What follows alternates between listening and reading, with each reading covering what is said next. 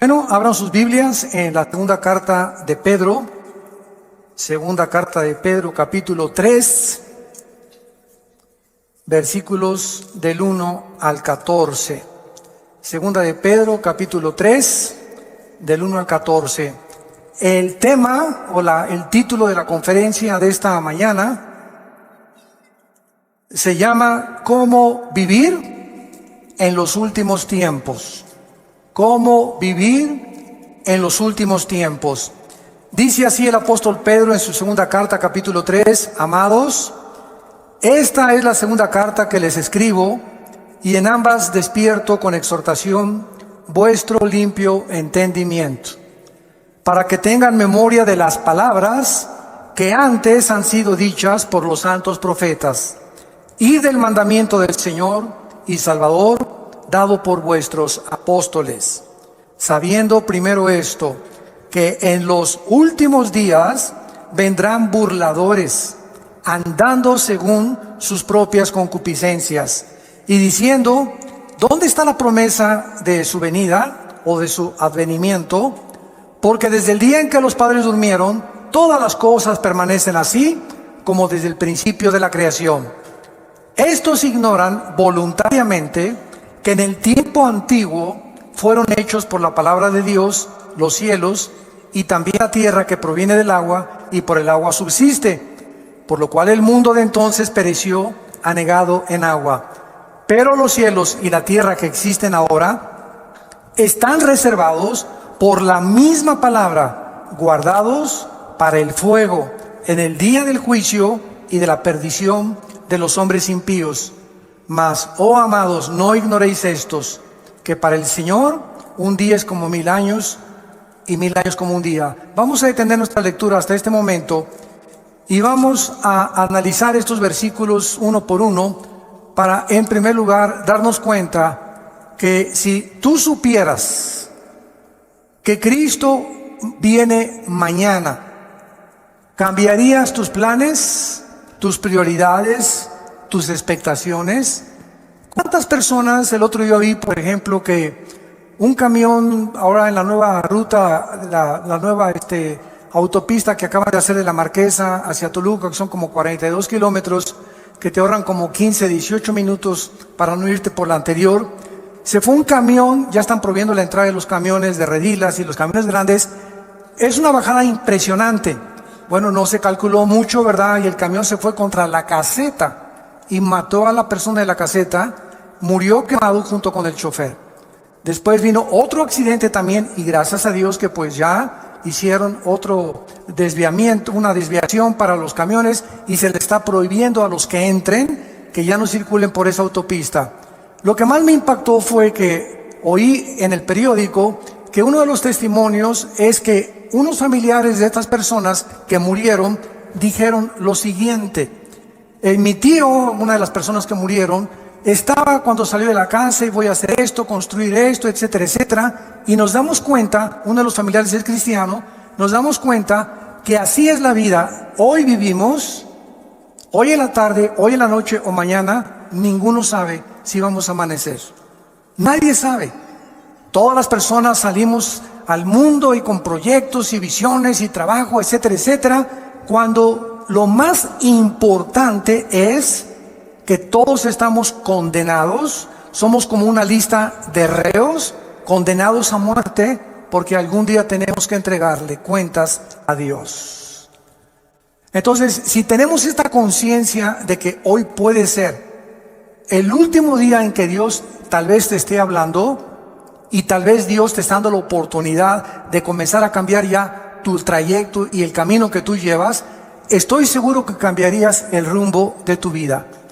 Si respondes que sí, entonces eso quiere decir que necesitas hacer algunos ajustes ya en tu vida, no creyendo que tienes todavía un mes de vida, ni una semana, ni todavía, no, me faltan todavía 10, 15 años, no me importa que tengas 20, 25 años de edad, 30, 35 años, la muerte toca las puertas a los niños recién nacidos, como al que llega a los 113 años del último señor judío que acaba de morir de 113 años. Así que la muerte es para todos los seres humanos, para todas las edades, en el momento en el que menos lo pensamos. Si tú respondes que sí, ¿verdad? Entonces la Biblia tiene muchas exhortaciones para que nosotros vivamos a la luz de la eternidad, a la luz de cada día levantarme, Señor. Yo no sé si es mi último día, encomiendo mi familia a ti, Señor. Te encomiendo mi vida, guíame, Espíritu Santo. Muéstrame las decisiones que tengo que tomar. Que las decisiones que tengan no tengan consecuencias para el mal, sino para el bien. Que cada decisión que yo tome en este día sea para tu gloria, Señor. Cuando comenzamos a vivir con esta expectación de la eternidad, es cuando podemos comprender al rey David en uno de los salmos, que oró a Dios y le dijo: oh Dios, enséñame a contar los días de tal manera que traiga sabiduría al corazón.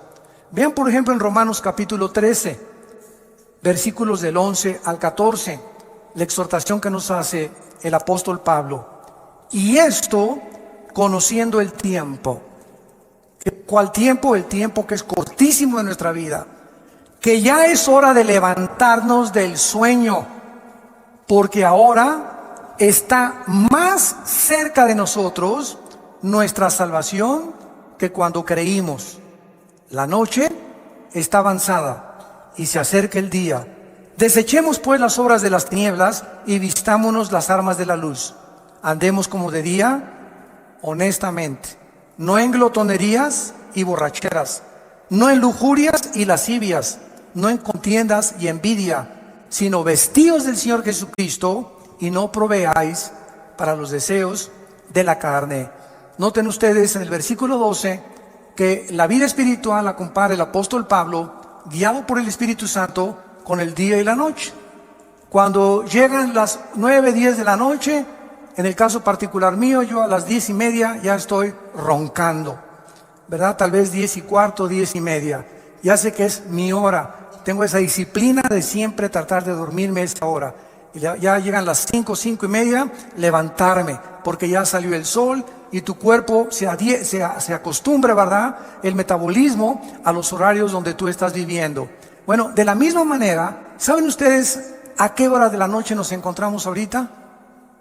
Nos encontramos en el punto más oscuro de la humanidad, donde un loco que se llama Kim Jong en Corea del Norte está amenazando bombardear la isla de Guam, donde hay 163,000 personas, más de 12,000 soldados norteamericanos estacionados. Está amenazando bombardear Alaska y Los Ángeles. Está amenazando lanzar bombas contra Japón. Ya ahorita comenzó la evacuación de Corea del Sur, porque Corea está dividida en el norte y en el sur. En el sur están completamente, no son comunistas. En el norte, este hombre Kim Jong de 33 años, ¿verdad? Un jovencísimo, el gordito que tienes ahí arriba de tu cama. Este hombre, ¿verdad?, está tratando de recuperar Corea del Sur, amenazar Corea del Sur. En Corea del Sur hay más de 17,000 Marines o marinos Estados Unidos, y tienen un sistema ahorita, gracias a Dios, ¿verdad?, como escudo contra misiles, pero misiles Hwang-2, que no son los grandes, que viajan a más de 6,000, 7,000 kilómetros de distancia. Entonces, el mundo está ahorita haciendo una expectación impresionante. Anoche oí un noticiero que investigaron a los habitantes de Guam. Guam es una isla que está como a 2,500 kilómetros de Corea del Norte, entre Honolulu y Japón, en medio casi de Indonesia, Filipinas. Y fueron a la isla, una isla preciosa, ni siquiera sabía que existía esa isla. En muchos mapas ni aparece. Entonces tiene unas playas preciosas, pero está la estación más grande norteamericana de los portaaviones y de los aviones destroyers. Y comenzaron a entrevistar los periodistas a los habitantes de esta isla, preguntándoles: ¿cómo viven ustedes ahorita que saben que ustedes van a ser el primer blanco de este señor que ya amenazó que esta semana manda 4 misiles alrededor de la isla? Y simplemente la pura radiación de esos misiles, aunque no tengan todavía cabezas nucleares, es peligrosísimo para los habitantes. Y el 80% de los habitantes contestaron: es que todos nos levantamos en esta isla sabiendo que es nuestro último día. No esperamos amanecer. Y si amanece, le damos gracias a Dios. Sabemos que en cualquier momento ya estamos, ahora sí que ya con esta amenaza desde hace muchos años, desde los abuelos de este señor Kim Jong, que siempre amenazó destruir esa isla por odio a los americanos. Entonces, cuando dijeron esto, a mí me llamó la atención, porque es la forma como un cristiano debe de vivir. Todos sabemos que al levantarnos tal vez sea el último día, ¿Sabes tú acaso si mañana amaneces? ¿Sabes tú un accidente en la carretera, una bala perdida, un asalto, un secuestro, una enfermedad? Que vais al hospital mañana. Doctor, me siento de maravilla. Discúlpeme, don Pancho, pero los rayos X dicen que usted tiene cáncer y hay una metástasis que se le ha cundido por todo el cuerpo. Oiga, pero yo me siento bien. Usted se siente maravilla. Los rayos X no fallan. Usted tiene cáncer y tiene 3 meses de vida. Y así, de la noche a la mañana, te cambia el panorama de tu vida. Estoy seguro que cuando alguien recibe estas noticias, cambia completamente su manera de vivir. Se enfoca ya en otras cosas, se da cuenta que realmente tenemos que vivir, porque muchos de ustedes no están conscientes de eso. Aunque sabemos que vamos a morir, casi nadie vive bajo la luz de la eternidad.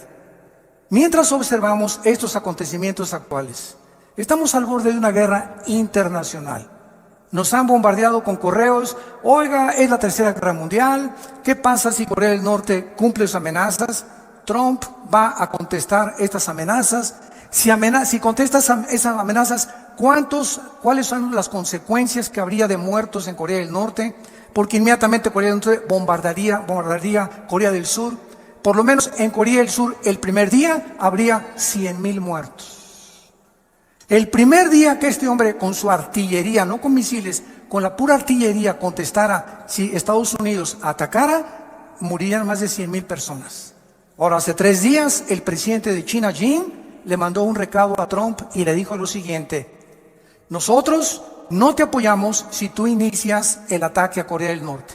Si Corea del Norte inicia el ataque y ellos atacan a Estados Unidos, nosotros vamos a permanecer neutrales y no nos vamos a meter en el conflicto. Pero si Estados Unidos ataca primero y lanza el primer misil contra Corea del Norte o para destruir sus sitios nucleares, China dijo, entonces nosotros tendríamos que intervenir, porque le llamaríamos una agresión de acuerdo a las leyes internacionales de la justicia en La Haya, en Holanda. Entonces, vivimos un mundo tan incierto donde sabemos que ahora no son juguetes las armas que tienen los países. Rusia tiene una base nuclear en Venezuela, apoyado por Irán. Rusia tiene bases navales en Siria y está defendiendo Siria junto con Irán y con Turquía para que Estados Unidos no entre al Medio Oriente otra vez. El Medio Oriente está siendo convertido en el Islam por el califato, donde esperan al Mahdi, al Mesías, que nosotros le llamamos Jesucristo.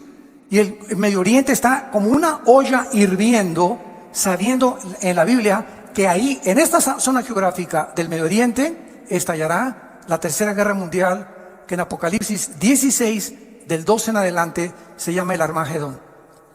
Entonces, santos de Dios, si está ahí ahorita una guerra con Corea o con lo que sea, no es la tercera guerra mundial. Faltan 3 guerras. Una antes de que venga Cristo en el arrebatamiento, y va a haber 2 guerras o 3 a lo más durante el periodo de la tribulación. Simplemente en el cuarto sello, Apocalipsis 6 del 5 en adelante, 1/4 parte de la humanidad va a morir. En la quinta trompeta, 1/3 parte de la humanidad va a morir. Y cuando venga la guerra del Armagedón, si no viene Cristo y desciende con nosotros en la tierra, nos auto extinguiríamos. La raza humana se autodestruiría del odio tan grande que existe en el mundo. Ahorita, en los últimos, escuchen esto, 100 años, en una ciudad llamada Charlottesville, en Nueva Jersey, antier, se levantaron después de 100 años un grupo de nacionalistas blancos, que son los que forman el famoso Ku Klux Klan, con los neonazis y con símbolos de la suástica nazi. En esta ciudad se levantaron para levantarse en armas y clamar que se necesita una reforma de los blancos, que los blancos deben de volver a gobernar Estados Unidos. Es el racismo en su último grado. En los últimos 100 años, esto no se había visto en Estados Unidos. Había habido pequeños brotes, ¿verdad? Siempre blancos contra negros, contra mexicanos, pero ya este movimiento que se levantó ahí en Nueva Jersey, en Charlottesville, hace 3 o 4 días, es algo, ¿verdad?, terrible, que nos habla la condición y la temperatura en que se encuentra el mundo donde tú y yo estamos viviendo. No cabe duda, vivimos en los últimos tiempos. Iglesia, despiértate, porque los cascos del Apocalipsis ya se oyen en el cielo. El tiempo se nos acabó. Muy bien, vamos pues a ver de qué manera nuestra esperanza en el regreso de Cristo debe afectar nuestra manera de vivir. Regresemos a nuestro pasaje de 2 de Pedro, capítulo 3, y vayamos estudiando cada versículo. En primer lugar, aquí encontramos tres líneas de pensamiento en el pasaje que acabamos de leer, tres líneas de pensamiento a la luz de la realidad. Número uno, se nos exhorta en primer lugar cómo vivir en los últimos tiempos, vivir a la luz de las promesas de Dios. Esta es la primera cosa que se nos aconseja, particularmente relacionadas las promesas con el futuro.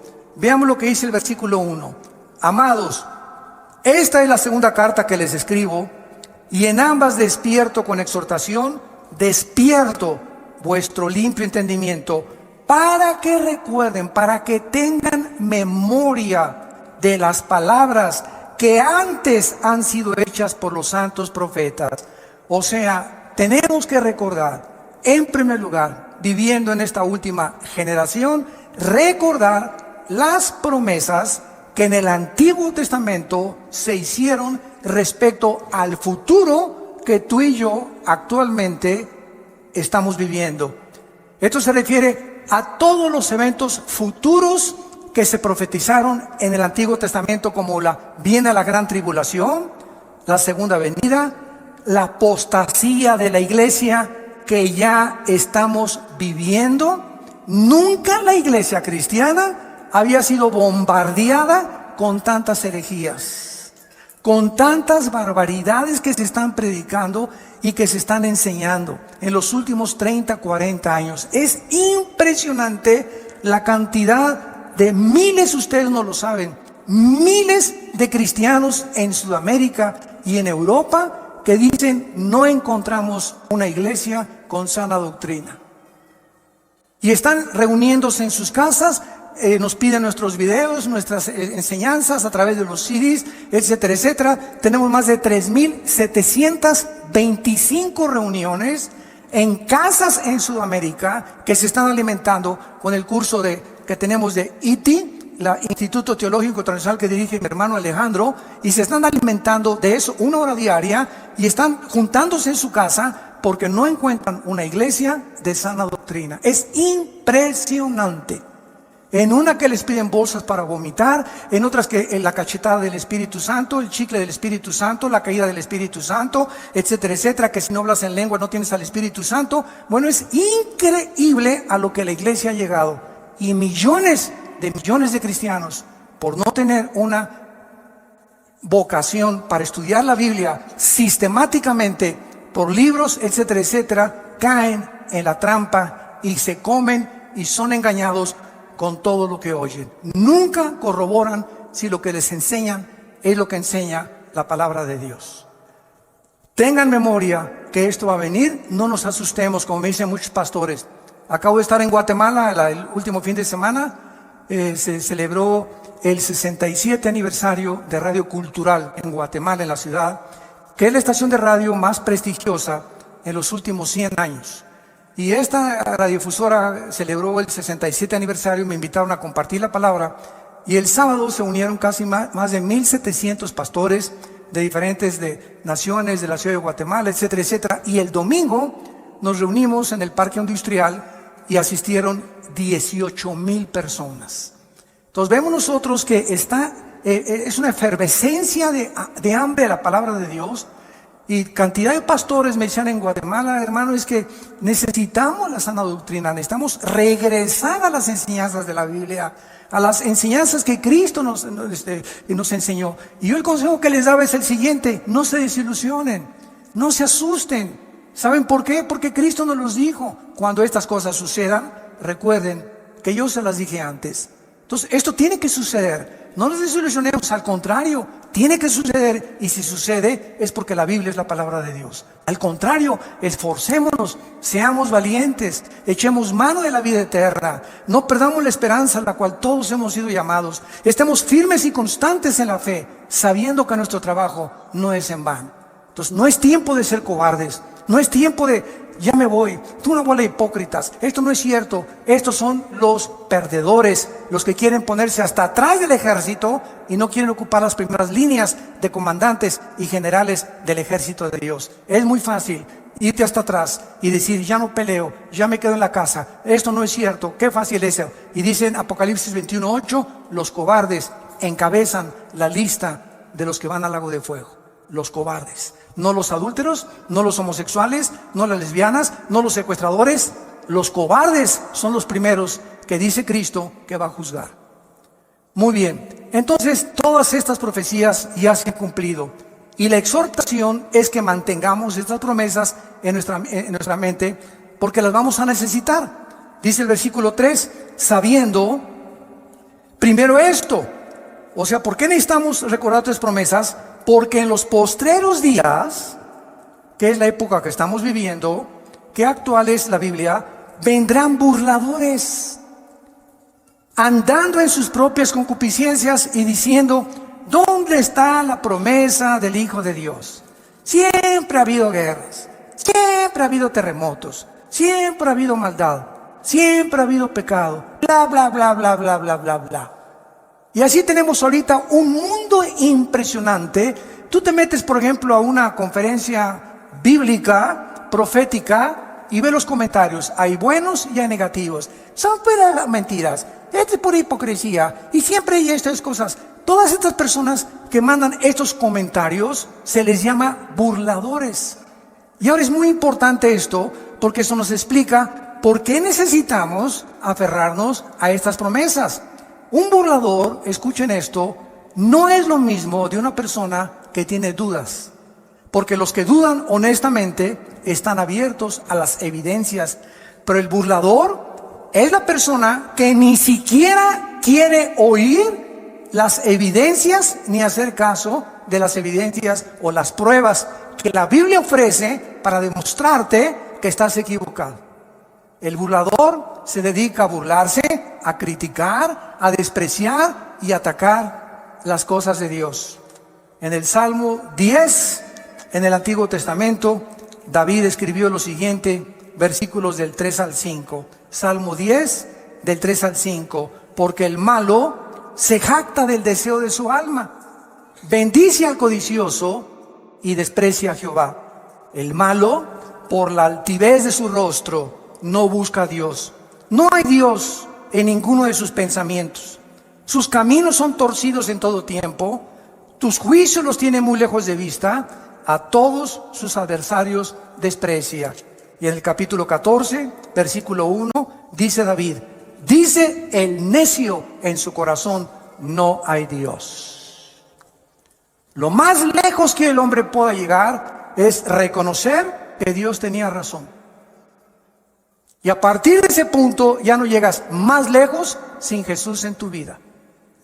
Entonces es importante, ¿verdad?, darnos cuenta que por qué actúan estos burladores de esta manera. Regresamos a nuestro pasaje 2 de Pedro.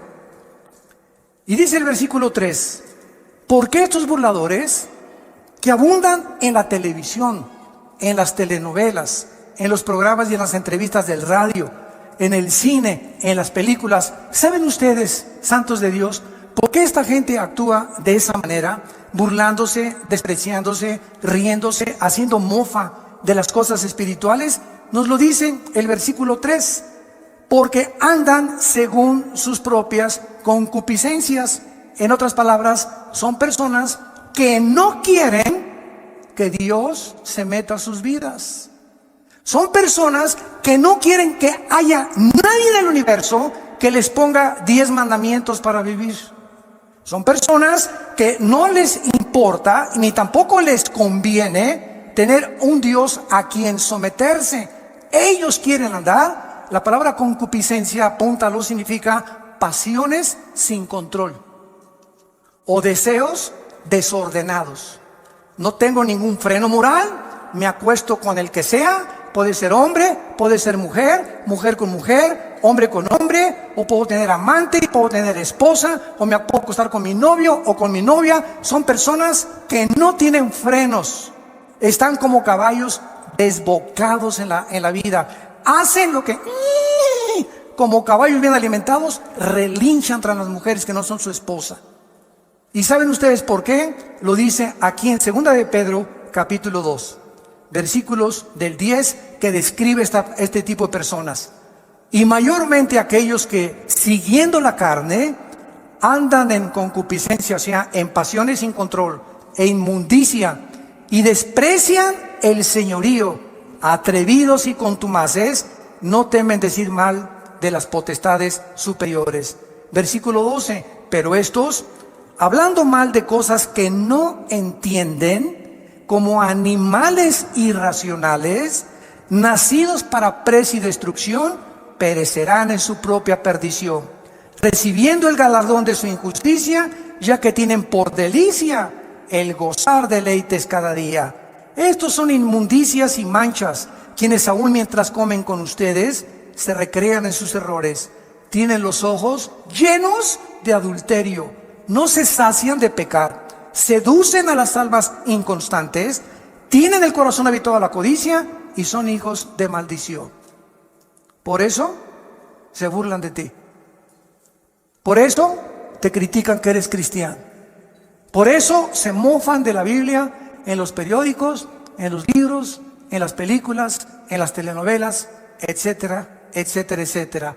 Porque detrás de estas personas se encuentra el 99% de las veces una vida de inmoralidad.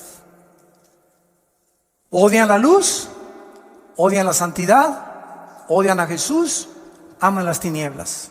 En el Evangelio de Juan capítulo 3 dice, y esta es la condenación, que la luz vino al mundo y los hombres amaron más las tinieblas que la luz. ¿Por qué? Porque sus obras eran malas. Porque todo aquel que aborrece la luz no viene a la luz. ¿Por qué? Porque la luz te muestra cómo eres. Y cuando nos ilumina el Espíritu Santo, nos damos cuenta que bárbaro, soy un basurero. Estamos podridos en maldad. Y cuando reconocemos esa maldad y esa podredumbre con la cual nacimos, el pecado original, es cuando, Dios mío, ten misericordia de mí. Y hay una cruz en la gracia de Dios a la cual nos podemos acercar y ser lavados con la sangre del Hijo de Dios. Muy bien, estos burladores también toman posiciones pseudocientíficas. Miren lo que dice el versículo 4. Y dicen, ¿dónde está la promesa de su avenimiento? O sea, de que va a venir. Porque desde el día que los padres durmieron, todo permanece igual. Esta explicación, ¿verdad?, no cuadra con lo que la Biblia dice. Si estas personas realmente necesitan evidencias de la actividad de Dios en la historia, es bien fácil. La misma historia, señores historiadores que nos visitan, sociólogos que nos visitan, científicos y catedráticos y doctorados y licenciados que nos escuchan, la Biblia nos muestra que la historia misma demuestra la existencia de Dios. ¿De qué forma? Ven a la Biblia y encontrarás que Dios puso simplemente un botón de muestra, el libro de Daniel. En el libro de Daniel, Dios le recuerda hace 2600 años al profeta Daniel el orden exacto en el que iban a transcurrir todos los imperios gentiles hasta la segunda venida de Cristo, en la famosa estatua del sueño que tuvo el rey Nabucodonosor. Y Dios le dice a Daniel, la cabeza de oro es Babilonia, tal como Daniel lo comprobó porque él vivió bajo el imperio del rey Nabucodonosor. Y le dice Dios, después de Babilonia vendrá otro imperio que, de acuerdo a la historia, ¿quién fue? Los medos y los persas, que hicieron una alianza. Y le dice Dios, y el pecho, el vientre de bronce, vendrá otro imperio. De acuerdo a la historia, ¿quién fue? Grecia, con Alejandro el Magno, con sus conquistas relámpago, que a los 33 años se murió en lo que es ahorita Irak, que en la Biblia se le llama Babilonia. Y después le dice Dios, vendrá otro imperio, que fue el imperio romano. Y qué interesante, ahí se detiene la profecía y dice la Biblia que del imperio romano hasta la segunda venida de Cristo no habría otro imperio hasta que el anticristo unificara 5 naciones del Oriente y 5 de Europa para formar la confederación política de los últimos tiempos. ¡Qué increíble! ¿Quieres más evidencias de veras? La misma historia nos muestra que solo Dios pudo poner en orden las la cronología de los imperios y los gobiernos de toda la historia. Solo Dios lo pudo hacer. Y así hay más de 133 profecías demostrando que se profetizó que Cristo iba a nacer en Belén, que Cristo iba a ser traicionado por 30 monedas de plata, que Cristo lo iban a traicionar sus propios discípulos y amigos, que Cristo iba a morir crucificado. Simplemente cuando Jesús abría sus manos, se cumplían en ese instante 33 profecías del Antiguo Testamento. Amados, tengan memoria de las promesas del Antiguo Testamento, porque van a enfrentar en los últimos días muchos burladores. Mucha gente ignorante, hablan lo que no conocen. Como un tonto, ¿verdad? Que tuve un debate con él en la televisión hace no mucho tiempo, me comenzó a insultar y llegó el momento en que me dijo, mire, es más, me dice, yo no creo que ni siquiera Cristo haya existido. Y esta persona tenía 2 títulos universitarios. Se atrevió a decirme, es más, yo creo que ni Cristo resucitó, que Cristo, perdón, no existió. Simplemente me volteé a lo que le dije. ¿Me puede decir qué fecha es ahora? 10 de mayo de 1997. ¿Y desde cuándo está usted contando? 10 de mayo de 1997. Y se quedó así. Y le contesta el moderador, burro, desde que nació Jesús. La misma historia, y se dividió. Cuando vino Cristo, revivió la historia. Y fue tan impactante la entrada de Jesucristo a la historia que contamos antes y después de Cristo. No antes y después de Buda, ni de Mahoma, ni del Dalai Lama, ni de tu padrino Walter Mercado. Fue tan impactante la entrada al escenario mundial del Hijo de Dios que la historia se dividió. Dije, ¿desde cuándo cuentas 1997? Cabeza de ostión. Impresionante, hablan tantas barbaridades, tantas tonterías. Bueno, así es como está el mundo. Tengamos memoria de esto porque se viene más y más y más la crítica y la oposición. Entonces, como decíamos, también toman posiciones pseudocientíficas. O sea, hasta toman pasajes bíblicos para apoyar sus ataques y hacer sus argumentos disque más válidos. Simplemente estas personas les recordamos la historia y te contestan, ay, pues yo no había leído el libro de Daniel. Entonces no hables si no conoces lo que estás diciendo. Yo no puedo tener un debate con un filósofo, por ejemplo, del tipo de Rousseau, o los que siguieron la filosofía de Rousseau, que el hombre es básicamente bueno. Yo no puedo meterme a su ideología si no conozco lo que él me está presentando, porque al meterme yo en lo que yo no conozco, él me puede contraatacar, porque él sí lo conoce. Entonces, si yo tengo un debate con una persona, tengo que conocer sus debilidades de la ideología que me está presentando, combatirla y presentarle las mías. Y escuchen esto, el 90% de las veces que tú alegas con tu maestro de escuela, con un científico o con cualquier persona atea o agnóstica, no conocen la Biblia. No conocen más que son leyendas, este y el otro, puras tonterías, pero nunca, jamás han checado ni estudiado de una forma sistemática las evidencias y sobre todo las profecías. Entonces, te hablan lo que nunca han oído. ¿Quién te lo dijo? Mi maestro en la preparatoria. ¿Quién te lo dijo? Mi maestro en la universidad. ¿Quién te lo dijo? Lo leí en la revista Duda. Con razón tienes las dudas que tienes, compadre. Vemos nosotros, ¿verdad? Claramente, que cuando leemos, por ejemplo, el libro del Génesis, miren, ya sin ir tan lejos, por el amor de Dios, Virgen del Socorro. Hasta 1860 se descubren las leyes de la herencia por Gregorio Mendel. Hasta 1860 se descubren las leyes de la herencia por Gregorio Mendel. Cuando comienza a hacer experimentos con chicharitos y se da cuenta que hay algo que se transmite y que se hereda. Y ahí se paró la investigación y tuvieron que pasar casi 100 años hasta 1954, el siglo pasado.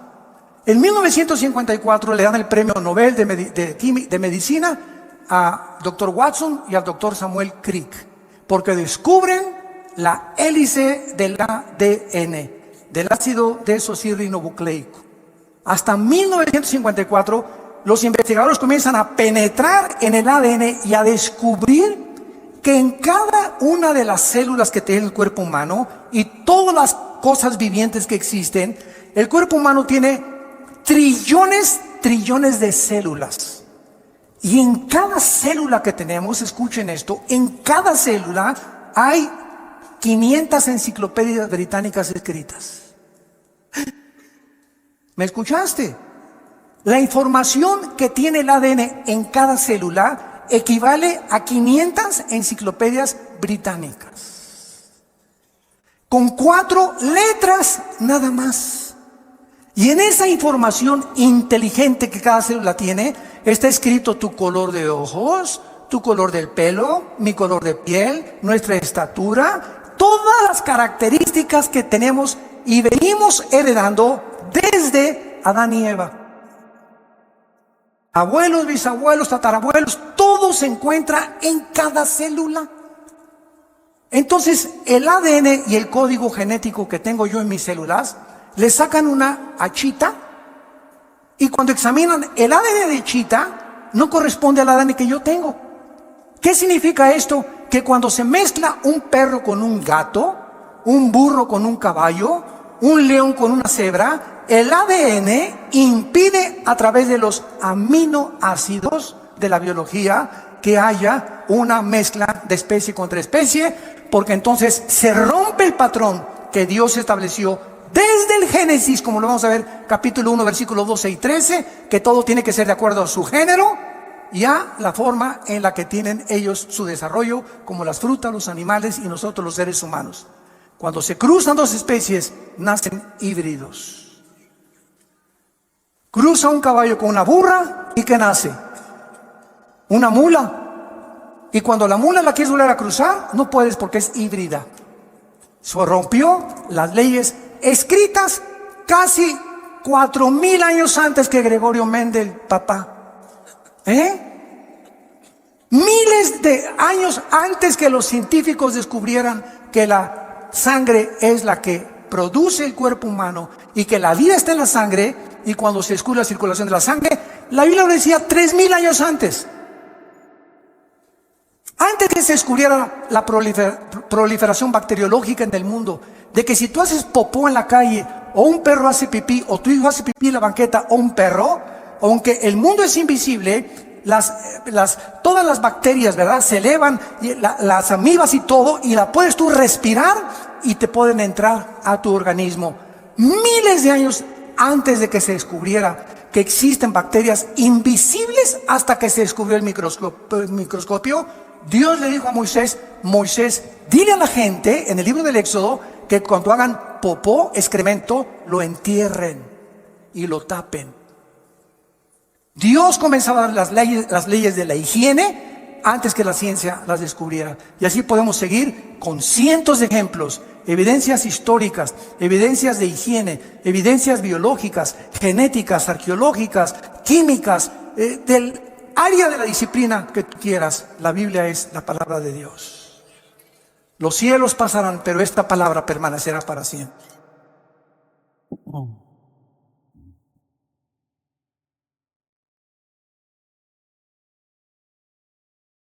Ahora, vemos también, ¿verdad?, que es importante el tiempo de Dios. Porque esta es la pregunta que también dicen, no todas las cosas han sido igual, siempre ha habido guerras, etcétera, etcétera. Es verdad, siempre ha habido guerras. Es más, el Instituto para la Investigación de la Paz en Suecia, Estocolmo, ¿sabe lo que dictaminó hace algunos años? El Instituto para la Investigación de la Paz en Suecia, Estocolmo, que de los aproximadamente 6000 años de historia que el ser humano tiene, solamente han habido 25 años de paz. En 6000 años, el ser humano solo ha tenido 25 años sin guerras. ¿Qué significa esto? Que la historia del ser humano es guerra tras guerra, generación tras generación, por nuestras pasiones, la codicia, quiero tu terreno, quiero conquistar esa área geográfica, quiero tener esta colonia aquí, los franceses, los ingleses, los austriacos, los judíos, los árabes, etcétera, etcétera. Todo el mundo siempre ha estado en continua guerra. Hace algún tiempo, tengo aquí las palabras de uno de mis autores favoritos, C.S. Lewis. Fue profesor de la Universidad de Oxford, y en 1939 C.S. Lewis consigue sus libros, La grandeza del cristianismo, El problema del dolor. Bueno, es increíble mente científica, y fue el más grande ateo de Inglaterra. Y siendo el más grande ateo de Inglaterra, se convierte C.S. Lewis y comienza a escribir, no sabes, la literatura más profunda que existe, científica cristiana. Y en 1939, C.S. Lewis, cuando la Segunda Guerra iba a comenzar, escribió esto. Y dijo así: la guerra no crea ninguna situación absolutamente nueva. Simplemente agrava la situación permanente humana para que no la ignoramos. La vida humana siempre ha sido vivida en la orilla de un precipicio. Estamos equivocados cuando comparamos la guerra con la vida normal. La vida nunca ha sido normal.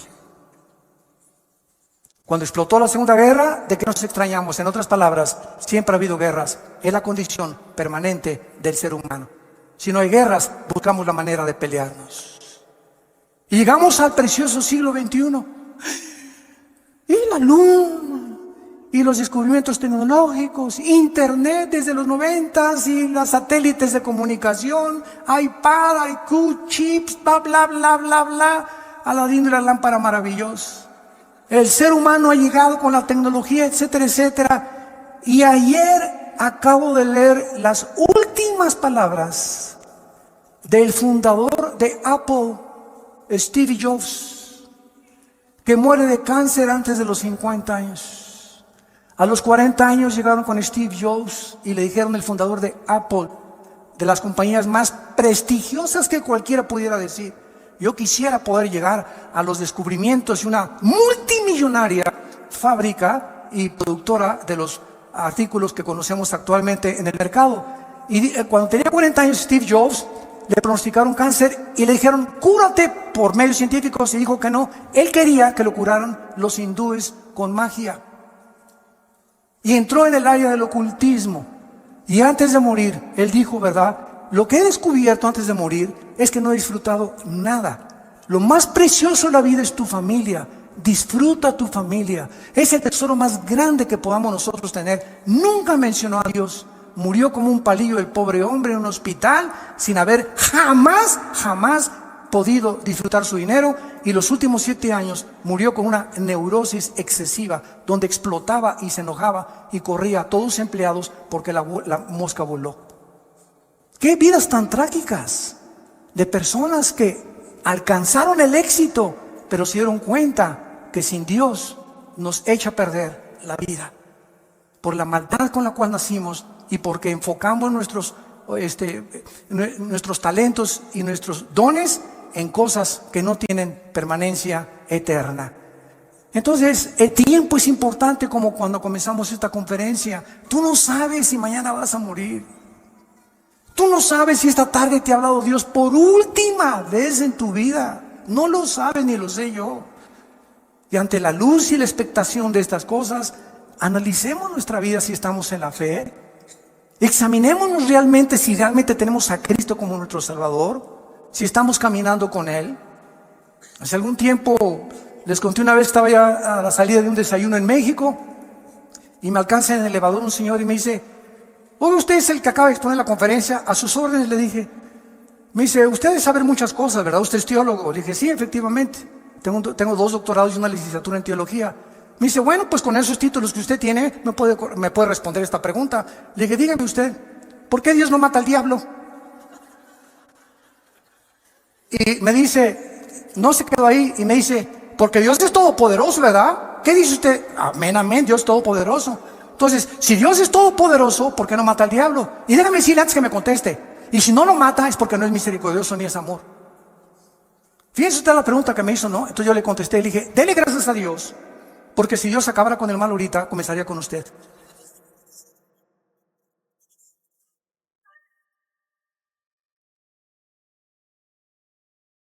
Segunda de Pedro, capítulo 2, lo acabamos de leer, versículo 9. El Señor no retarda su promesa, según algunos la tienen por tardanza. ¿Y por qué Dios no acaba ya con esto y con aquello? ¿Sabes por qué? Porque Dios es paciente para con todos, esperando que tú te arrepientas. Dale gracias a Dios que los juicios de Dios no han comenzado en la forma que se viene sobre el mundo, porque Dios es paciente con tu vida. Te va a seguir hablando a través de tu esposa, a través de tu esposo, a través de tus hijos, a través de tus amigos en tu trabajo, a través de las conferencias en YouTube, en Internet, en las iglesias cristianas. Dios nunca deja de hablar, porque es paciente con tu vida. Pero llega un momento en que tú has decidido no creer. Y tienes la luz y tienes las evidencias, pero no te conviene. No es que no creas por falta de evidencias, como dijo Carlos Sagan, el último ateo del siglo XX, astrofísico. Es que si tuviera más evidencias para creer en Dios, hubiera creído en Dios. Pero detrás de la vida de este hombre, ¿verdad?, no había las características que él deseaba, porque no le convenía entregarse a Dios. Y esa es la tragedia humana, que la luz vino al mundo y los hombres amaron más las tinieblas que la luz. Ahora, en cuestión del tiempo, ¿verdad?, Dios no percibe el tiempo como todos nosotros. ¿Por qué no acaba ya Dios con todo? Porque el tiempo de Dios no es como tú lo piensas. Les voy a hacer una historia interesante relacionada con esto, que tiene algo de humor. Un hombre llegó al cielo y le preguntó a Pedro: Pedro, en el cielo, ¿cuánto es un minuto? Y le contestó Pedro: un minuto es 1.000.000 de minutos aquí arriba. Ah, esto es interesante, le dice el hombre, y le volvió a preguntar: oye Pedro, ¿y un peso cuánto es en el cielo? Y dijo: no, en el cielo un peso es más de $1.000.000. Y entonces este hombre se quedó pensando y le dijo: oye, ¿me puedes prestar un peso? Y le contestó Pedro: sí, claro que sí, dame un minuto. Qué burro, ¿verdad? Así es. Dios está fuera de nuestras 4 dimensiones, y para Él un día es como 1.000 años, dice el Salmo 90. Entonces Él no está de acuerdo, ¿verdad?, en el tiempo como nosotros, como transcurre aquí. Aquí el planeta gira sobre su eje en 24 horas, se traslada alrededor del Sol en 365 días, que hace un año, pero Dios está fuera de nuestra galaxia. Él está fuera de las 4 dimensiones. Tú y yo vivimos en 4 dimensiones. Dios es un ser hiper extradimensional. Entonces Él enfoque y todas las cosas las ve completamente diferente a nosotros. Y cuando estemos en el cielo, después de que veamos lo que nos espera y las bendiciones que tenemos, que vamos a tener, y qué Disneylandia, ni qué Reino Ventura, ni qué Riviera Maya, ni Honolulu, ni qué nada. Cuando estemos ahí en el cielo, vamos a ver nuestro pasado y todo lo que sufrimos, 50 años, 60 años. Mira, en tus 60 años que has sufrido, desde que tú naciste no fueron puro sufrimiento. Cálmate, ya le ganaste a Job. Entonces la vida no es todo sufrimiento. Tenemos épocas, ¿verdad?, de sufrimiento y de tristeza, y valles y montañas, porque así es la vida humana. Pero cuando estemos en el cielo y veamos esas épocas y meses o años que sufrimos, no se van a comparar y van a parecer como solamente una mala noche en un hotel de 5ª categoría que pasamos, comparado con lo que nos espera en la eternidad. Y diremos ahí: valió la pena vivir para Cristo. Y ahí voltaremos hacia atrás y diríamos: ¿de eso nos estábamos quejando? ¿Teníamos tanta prisa cuando la eternidad nos está esperando, con las bendiciones infinitas que Dios tiene para todos aquellos que le han entregado su corazón? Es por eso que nosotros debemos vivir a la luz de la eternidad. Dice el versículo 9: el Señor no retarda su promesa, sino que es paciente. Muchos la tienen por tardanza. Ay, ¿cuándo viene Jesús? Ay, que se acabe ya todas estas cosas. Desde tu perspectiva del tiempo y desde mi perspectiva del tiempo, elevemos nuestro corazón y nuestra alma a Dios. Pidámosle que nos dé sabiduría para vivir la corta vida que tenemos, y empleemos todo lo que nos falta por vivir para la gloria de su Hijo Jesucristo. Señor, te damos gracias, porque desde el principio nos llamaste y nos escogiste para la salvación, mediante la santificación en el Espíritu Santo, por la fe en la verdad. Y nos llamaste por medio de tu Evangelio para alcanzar la gloria de Jesucristo. Bendito sea el Hijo de Dios, que lo resucitó a los 3 días de los muertos y nos hizo renacer a nosotros para una esperanza viva por medio de Él, para una herencia incorruptible, inaccesible en los cielos, que somos guardados por el poder de Dios mediante la fe, esperando la bienaventurada esperanza y la gloriosa venida de nuestro Señor en las nubes, que nos arrebatará y nos sacará de este mundo en cualquier momento para estar siempre con Él. Oh Dios, una vida muy corta, tal vez demasiado corta, nos has dado. Vivámosla pues a la luz de la eternidad, echando mano de la vida eterna, peleando la buena batalla de la fe, exhortándonos a ser valientes y vivir para Jesús. Corramos la carrera, despojándonos de todo peso y de pecado que nos asedia, esperando la bienaventurada venida de Jesucristo, y corramos esta carrera con paciencia, sabiendo que es fiel el que nos llamó. Muchas personas en este momento no tienen a Cristo. Yo los invito a que vengan a la cruz. Tú no sabes si hoy es la última vez que Dios te ha hablado. Cuando oigas su voz, no te endurezcas. Ya no te sigas burlando ni despreciando este regalo. Es un regalo. A Él le costó la vida. A ti solamente es reconocer que necesitas a Jesús en tu corazón. Si tú quieres arrepentirte en este momento y venir a la cruz, dile a Dios. Ahí desde donde tú nos estás escuchando, tal vez nos están escuchando de muchas cárceles, de muchas camas de hospitales, de muchas salas en sus casas. Donde te encuentres, dile: Señor, perdona mis pecados. Ya no quiero vivir en el camino que llevo.